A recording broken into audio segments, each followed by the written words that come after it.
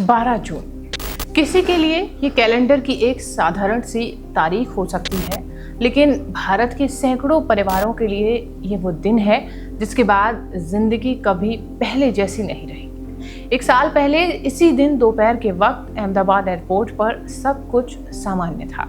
घोषणाएं हो रही थीं, यात्री अपने बोर्डिंग गेट की ओर बढ़ रहे थे, परिवार आखिरी बार गले मिल रहे थे और मोबाइल फोन पर वही आम से वाक्य सुनाई दे रहे थे कि पहुंचकर फोन करूंगा, चिंता मत करना, बस कुछ ही घंटों की बात है। किसी ने नहीं सोचा था कि कुछ ही मिनट बाद यही शब्द कई लोगों की आखिरी याद बन जाएंगे।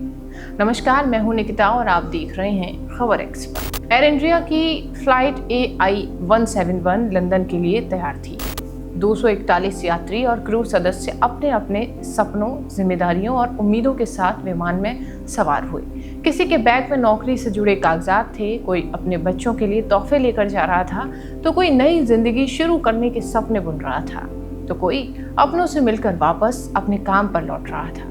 हर सीट पर एक अलग ही कहानी थी, हर चेहरे के पीछे एक पूरा संसार था, लेकिन किस्मत ने उन सभी के लिए एक अलग ही कहानी लिख रखी थी। विमान ने उड़ान भरी, वो धीरे धीरे आसमान की ओर बढ़े और फिर देखते ही देखते सब कुछ बदल गया।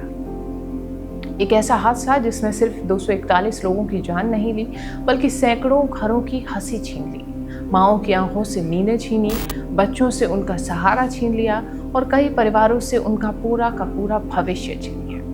एक साल बाद भी कुछ घरों में मोबाइल नंबर आज तक सेव हैं, कुछ व्हाट्सएप चैट्स आज भी नहीं हटाई गई, कुछ कमरों के दरवाजे वैसे ही बंद हैं जैसे उस दिन थे, कुछ अलमारियों में कपड़े आज भी वैसे ही सजे हैं मानो उनका मालिक किसी भी पल लौट कर आने वाला हो।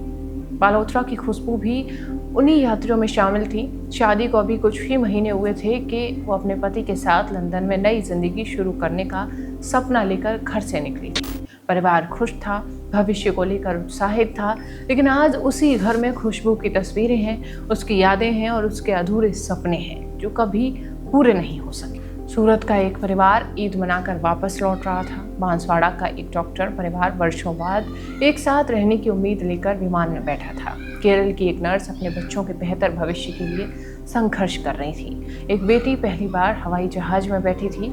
एक छात्र विदेश में पढ़ाई के लिए सपने लेकर निकला था। कहानियां अलग अलग थीं, सपने भी अलग अलग थे, मंजिलें भी अलग अलग थीं, लेकिन अंत सबका एक जैसा था। इस हादसे ने सिर्फ यात्रियों को नहीं छीना, इनसे उन लोगों को भी तोड़ दिया जो एयरपोर्ट के बाहर खड़े होकर अपने अपनों को अलविदा कह रहे थे, जो ये सोचकर घर लौटे थे कि कुछ घंटों बाद फोन आएगा, सुरक्षित पहुंचने की खबर आएगी, लेकिन वो फोन कभी नहीं आया। समय आगे बढ़ गया, कैलेंडर बदल गया, मौसम बदले, दुनिया अपनी रफ्तार से चलती रही, लेकिन कुछ इंतजार आज भी वहीं खड़े हैं जहां 12 जून 2025 को खड़े थे।